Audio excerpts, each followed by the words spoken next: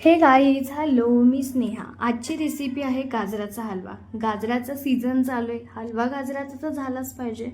आधी स्वच्छ गाजर धुवून घेतले, मग मम्मीने ते गाजर किसून घेतले. गाजर किसून झालं, ड्रायफ्रूट्स, वेलची, साखर, तूप आणि दूध साईडला करून घेतलं. मग एका कढईमध्ये तूप ॲड केलं, मस्त जे ड्रायफ्रूट्स आहे ते तळून घेतले.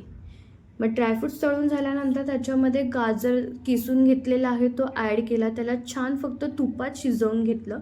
ते छान शिजल्यानंतर त्यामध्ये दूध ॲड केलं. मग गाजर आहे ते दुधात मस्त शिजवून घेतलं. मग नंतर त्यामध्ये ॲड केली साखर पूर्ण मेल्ट होईपर्यंत तेही शिजवून घेतलं.